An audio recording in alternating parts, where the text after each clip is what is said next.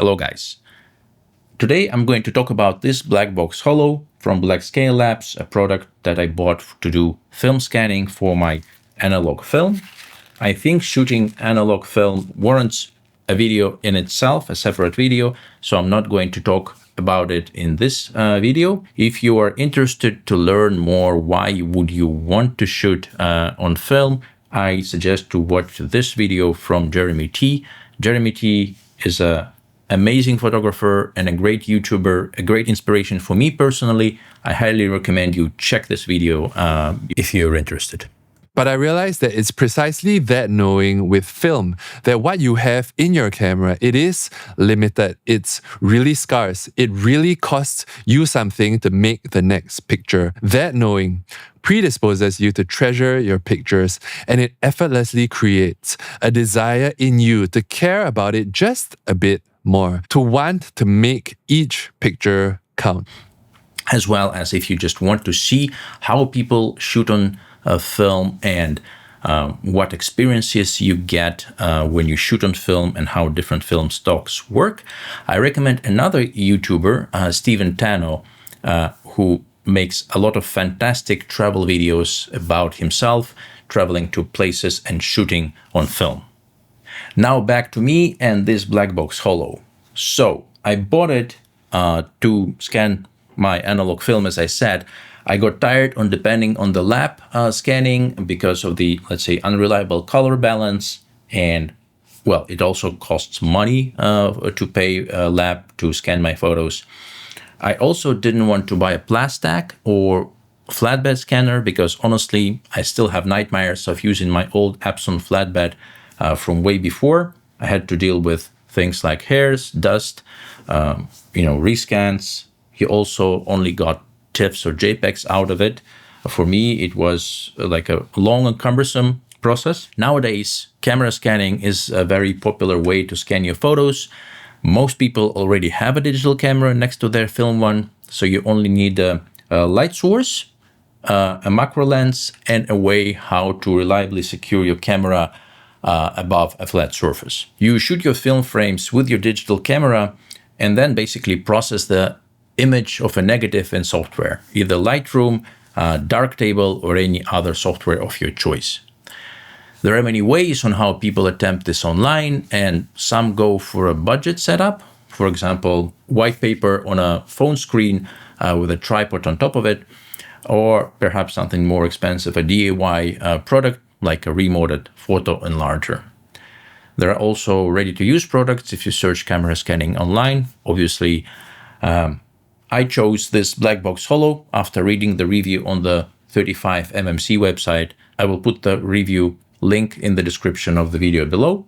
So this video is my review of the black box holo after several months of using it. Not only that, Dmitry, the creator of black box holo and owner of BlackScale Labs, graciously agreed to do an interview with me for this review to answer some questions on the background of the product and the design thoughts behind it. I'll cut to the interview at several points in this review, in this video, and if you want to watch the full thing, you can go to check it on my Patreon. I will put a link in the description below. And one more note, I bought this kit with my own money. I'm not paid to do this review or interview. I genuinely liked the experience, and Dmitry was very nice to agree to have an interview and talk about creation of the kit.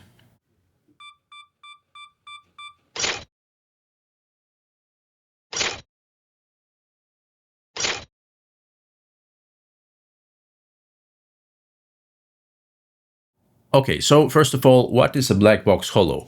The original black box came in two varieties, one for 135, so 35 millimeter film, and one for 120 film medium format. Since I shoot both formats, I went for the unified version. This is what you see here on the screen, the black box holo. Black box, you now have three products in your selection. So could you tell a little bit what inspired you to create the first one? Basically, when I moved to shooting film, I was scanning with plastic film scanner. Yeah, one of the plastic scanners, yeah. And I was suffering a lot with it. Very slow to scan. I could not get consistent colors out of my scans at all. So it took a lot of time to scan and also even longer to post-process these images. And then I started to research what can I do better actually. And clearly camera scanning was a choice. Having access to a 3D printer and also knowing how to use it, I thought I can probably build something myself, thinking that I don't need much except like a black box, basically, with a hole to illuminate film and then a mount to put the camera on. And that's what I built, and that's where the name actually came from. Yeah. Essentially, the kit consists of a solid base with a supplied Cinestill light source that is dimmable with 3 different brightness settings depending on your film stock. So one for negative, one for positive, and one for black and white. Then there is a top sections where you feed the film through as you shoot it. The Holo uses a carrier-free system. You slide the film directly through the path, but there is also an optional carrier version if you prefer to secure your film, similar to flatbed dedicated scanners. The first system was always black box 135 for small film for 35 millimeters, and I think it will stay in my product line. People like it. I also use it myself. When I had it, many people asked for a medium format version, and that's how black box 120 came out. Yeah. Unfortunately, it was a completely different platforms because the light source in the black box 135 was too small for medium format. So it had to be a different light source and so on. Later, I was optimizing design, optimizing compatibility and so on, because I wanted a system which would be universal. For example, scan medium format 6x6, 6x7, or even 6x9. And that's how Holo came. Holo will replace black box 120. So 120 is retiring right now because I think Holo for medium format is actually a better system. The way how black box Holo system is set up is that there is no film carrier. So you take the actual, either a cut of the film or the actual or the full roll and pull it through the base so that it positioned between the light source and your camera that you will scan it with. And you have like a velvet. Well, it's not. It's a velvety material that cleans any dust or anything from the film that you push through the path. So that's. I really like the design because it's very intuitive how to pull it through. And if you have some nice gloves to not put the smudges on the film, but if you have it, it's actually very straightforward, fast, and clean way to scan things rather than put the film in the carriers. I also feel that you optimize it quite well so that the film keeps flat. So was it a big struggle, or it was just a straightforward way for you to build? It is one of the problems, actually, one of the challenges which I had to optimize film tension inside the film channel. Because I think you have to compromise between how reliably and flat films is holding your film channel versus how easy to push it through, Yeah. Curly film, which is often a problem, I should say. Even if it's curly, it still holds inside flat. Yeah. Inside the film channel. But at the same time, you don't feel too much resistance when you introduce film through the channel. So it goes relatively smooth, and without any problem. And for me, it feels well, it feels really nice when you slide it through. You feel a little bit of soft resistance. How can I describe it? No, exactly. Yeah, you also feel that it doesn't really shake. So the film doesn't shake in the channel, so to say. So if you pull it and then it stops and it's directly where it should be, it will not move. On top of the base, you get a collection of interchangeable tubes. These tubes guide the light from the light source to your camera, ensuring also perfect vertical alignment. They come in different length, so depending on your camera and lens setup, you can connect them through. And finally, the top section of the tubes is connected to your macro lens via the lens filter adapters, which vary based on the lens filter thread. So this is the top one, which I think is the 37 millimeter. So the whole tube dimensions and the modular approach, were you optimizing for the common lenses, focal lenses length, so that they fit exactly, let's say, 70 millimeter macro, 100 millimeter macro, and things like this? If not, then how did you select the heights of the tube extensions? Yeah, good one. To be honest, no, I did not optimize for a specific focal length, the spacers, but I rather optimized the combination of the lengths which are available in the set, so that by combining them in different combinations, you can basically achieve almost any focal length up to 135 millimeters approximately, depending on format and depending on the camera, right? But right now, I think it's made in a way that you can stack it to get a length almost with a 5 millimeter step. Any length is achievable, with some gaps, but not many actually. Yeah, as much as possible. And let's say, again, for people who don't know, on the top of the extension tubes, at the very top where you attach the lens, you have the lens filters stack for different filter sizes that you attach the lens to, and then the whole stack sits on the top, and then you secure it with a screw. And when I first saw it, I thought like, wouldn't it sort of lean back and forth? But it's actually pretty stable. Was it a struggle to achieve the sort of the parallelism, or not really? It is. It was a consideration during the design, and you can see that it's a little bit asymmetric, as a base. Yeah. To actually compensate for asymmetry of the camera.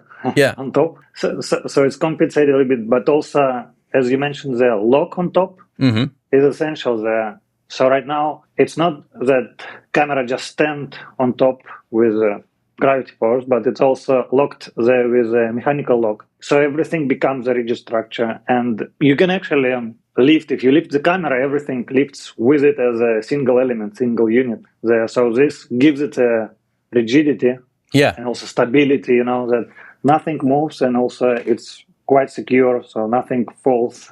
Yeah, it is. And so I myself shoot with just a time with a 3-second timer. I don't have a remote shutter or anything like this. I just put it on 3 seconds and then I wait to make sure that everything is stable, and I don't really need to press the shutter. But I shot initially a couple of frames with a shutter, and they also turned out to be quite stable and sharp images. So I think you can try to do whatever will fit your workflow. Exactly. Also, in my case, for example, it's probably not a problem for your mirrorless system, but I shoot with DSLR, so the mirror is introducing a little bit of shake. Yeah. But I think most of the cameras has a mirror lockup timer as well. Yeah. That's what I do. So I do as you do with a timer. When mirror goes up, and then 2 seconds later, shutter actually is triggered, and there is no absolutely shake, no nothing. It's very stable. For example, I use this Sigma 70mm art macro. It takes 49mm filter thread. Depending on the camera, I have 24 megapixel Sony a6700, so the crop APS-C version, or the full frame 60 megapixel A7R4. I can swap this length to perfectly fill the frame with my 35mm or 120 negatives. For medium format, I often shoot 6x6, and I found that with this full frame A7R4, a single shot filled the frame nicely. With the crop version, I sometimes shoot 2 helms and stitch them before inversion. The latter part depends on the level of detail you want to capture. Solutions is you suggesting 24 to 36 megapixels for medium format, something up to 24 megapixels for the... Did you experiment with a higher megapixel? To my experience, actually, that I don't see much difference when jumping from something like 16, 18 megapixels to 36 with my Nikon when I'm scanning 35 millimeters film. It still, of course, depends on film stock. But I would say probably it's about optimal. So I don't think you can get much better scans from higher than 36 megapixel camera. Yeah. I myself, so I have a 60 megapixel camera, and that would be in the review, of course. In a different video, but I myself didn't really see much difference. So you are correct on your website with the recommendation. Maybe I will try to get that. I forgot the brand, but the black and white film that they also use in the microscope photography with a very small grain, and I hope I can still get it, and I would be very interested in see if I can resolve the details on this one. But yeah, I probably will inform you on my results. And so that's the 35 millimeter. You usually just shoot one frame because if it fits the dimensions of your sensor, which is the same dimensions for the in terms of aspect ratio. And then medium format, well, in my case, it's 6x6. I like the square aspect ratio for the medium format. I stitch, so I take two pictures and then I stitch them together as a sort of panorama before processing it. What would you say? Is it worth the effort or an overkill? Again, I think it depends of original resolution of your camera, nominal one. With medium format, probably you're not getting much better details after 50 megapixels or something like this. 50? So if you're 50, I would say, if you're scanning with 24 megapixels camera, probably it makes sense to stitch for some film stocks. Mm-hmm. But if you're scanning with 60 megapixels or something like this camera, then I think one frame would be totally sufficient. Yeah.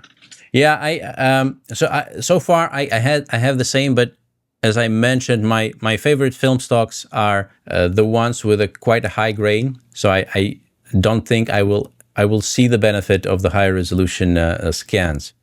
What you can experiment with actually is also with HDR scans when you stack your exposures of the same frame, and then you can get some extra dynamic range from your film. Pretty cool, actually. Yeah, that might be a good idea. And another one that I just thought of is the pixel shift, which doesn't really increase your actual resolution, but it should increase your dynamic range. So for people who don't know, pixel shift is a mode in cameras where the sensor moves by one pixel, taking a series of pictures that you later stitch together. And the idea is that you overcome the Bayer sensor, the color sensor limitation by doing that. So you are supposedly getting more dynamic range from it. Once you attach the camera to the filter adapters and to the tube, you can start scanning. You need to choose the light settings that fits your type of film. There is a setup for reversal, so for the slide, so the positive version of the film, the negatives, of course, and for black and white negatives. You need to thread the film through the film carrier path and make sure to fill in the frame looking at the screen of your digital camera. You can use either manual or automatic focus. Just make sure to disable things like eye detection and things like this. Your best bet is to focus on the grain of the film, which is usually visible, especially if you use focus peaking. Then it will just light up with whatever color you chose for the focus peaking. After that, you take the picture with your aperture of choice. I recommend checking the charts for your lenses of choice and put it on the aperture settings that is the sharpest. For most of the cameras, it's either f5.6 or f8. I use f8.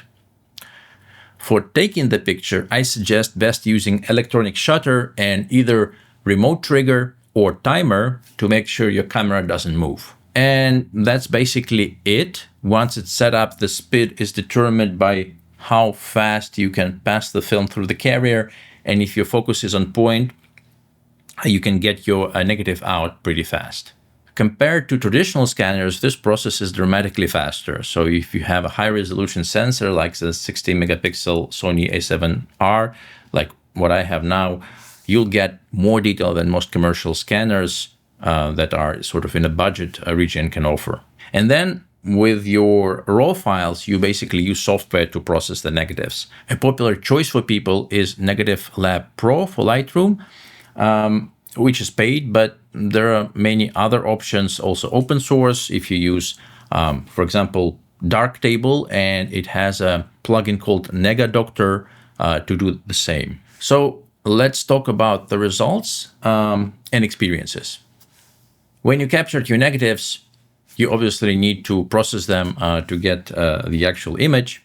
And the beauty of working with raw pictures of your negatives is that you still work with raw files. So you do retain some control over the exposure, the contrast, and the white balance.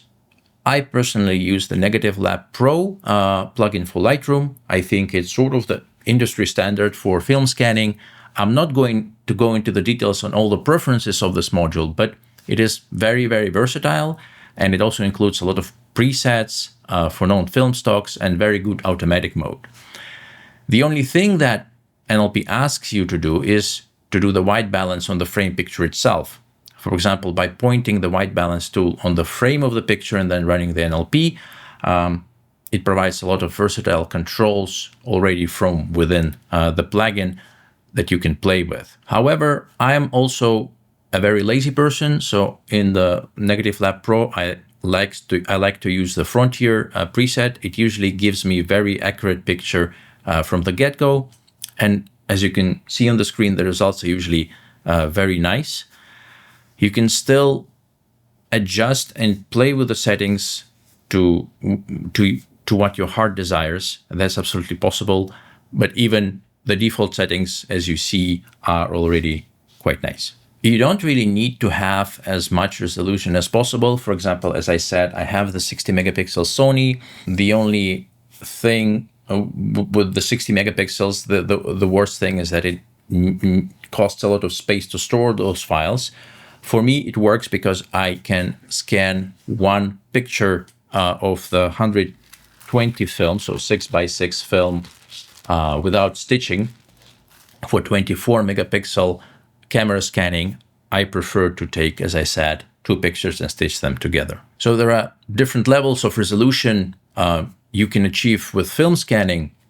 For some film stocks, which are notoriously grainy, the cheap stocks, or for hobby trip photographers kind of film, you don't really need a lot of resolution. But sometimes, if you want to use a stock like L4 Delta, the professional one, or Kodak's T-Max, which notoriously has very small grain, I would recommend just to try and play with the high resolution scans and see what works for you. Now, let's address a few common comments you'll see online if you search for BlackBox HOLO, especially on Reddit. What I saw when I was researching options for the camera scanning, the first one that was is too expensive for a 3D printed product. That is 3D printed product that basically replicates an iPad screen with a tripod on top of it. That a lot of people use. What pushed me towards your product was the fact that it's had a very good review on 35 mmC. and it also was a very elaborate review because it also talked about how you assemble it, how flat it is, how easy it is to start. So then I thought, okay, this is already a huge point for me. But also the fact that you assemble every kit yourself when it's being ordered. And that was a huge appeal factor from the point of, I'd rather buy from a company or, a one-man company for whom it's a sort of a passion project and they put their hands to it physically, rather than order something that is done on factory, let's say in an Asian country. But a lot of people online say that HOLO is expensive, especially for something that is 3D printed. So how do you respond to that? Yeah, I heard about this. I heard comments like this, that it's a 3D printed product. How could it be so expensive? What dictates the price and things like this? And also that price is not justified as well. Mm-hmm. So I should say all of those comments were coming from people who didn't use the HOLO system, first of all, I think that shows. But also, I understand why people could think like this.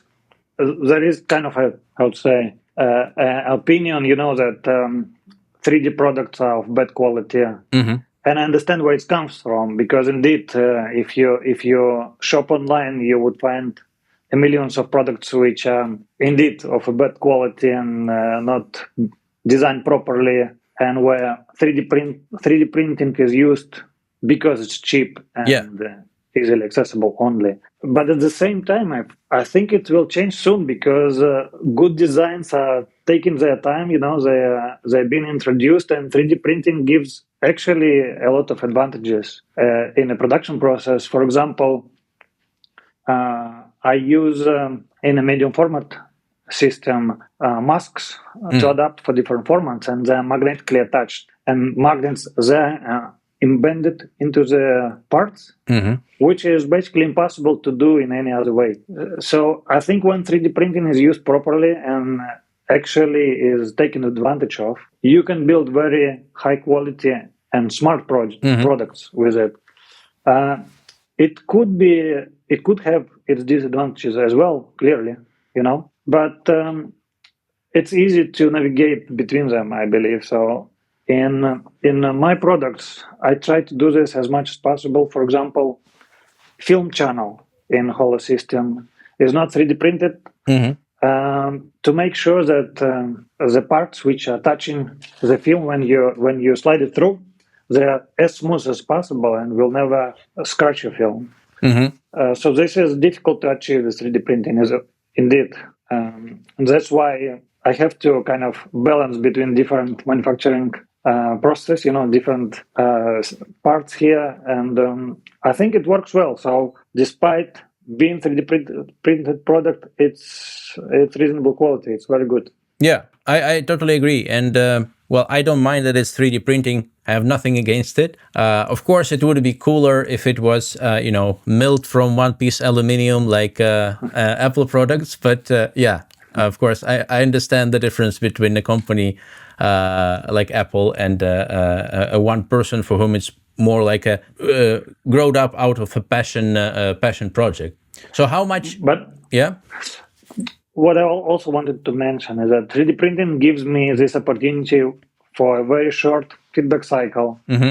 And you can probably see when you use the system where I optimize the small things, to make them easy to use, easy to assemble, and easy to align, which would be completely impossible with any other manufacturing process, So I think it's a big deal here as well.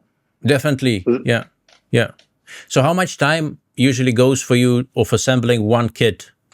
Yeah, I build them to order, and it takes me about 2 days total to assemble the system, including the printing, or including the printing. Right. Yes. I try to print in advance, parts which goes to every system, like masks, for example, I guess. Exactly. Yeah.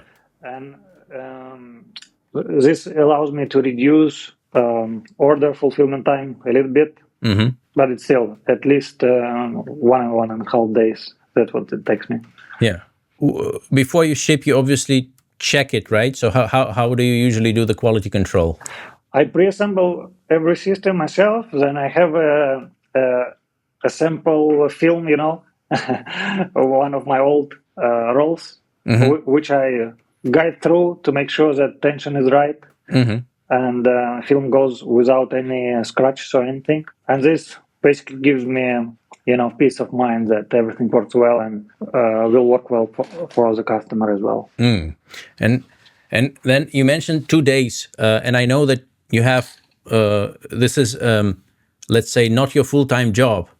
So how do you balance it, and how do you balance maybe the customer demand versus your day job and working on the black box? Yeah, that's a good question. That's where it becomes difficult, and that's an art by itself, to balance between full-time job and also BlackScale Lab activities. Indeed. Well, I do it in the evenings, right? Or yeah, days off, in your free time. Yeah. Weekends, exactly.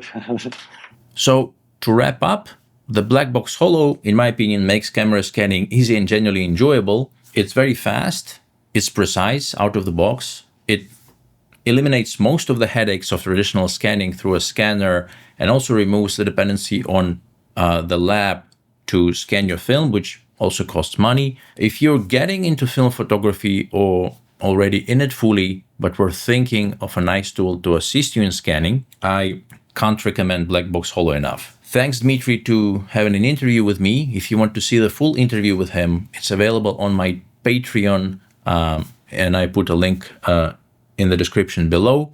My Patreon is not paid. I just don't want to put all my videos on one channel just in case. So I wanted to diversify, and this is sort of a small thing to lure people in. If you want to see the interview, you can just subscribe to the Patreon. You don't need to pay me anything. And if you want to support me, I will be very happy if you will contribute a little bit for a paid membership. That's up to you. But as I said, if you want to see the interview, hand over to my Patreon account. Also, please check out BlackScale Lab's website, check out Dmitry's Instagram channel. If you want to check out the HOLO itself, obviously I'll leave the links in the description. So that's it. I really enjoy this product. Again, if you want to try film scanning, I think it's a great option. It will just work out perfectly out of the box. Thank you, and I'll see you in the next video.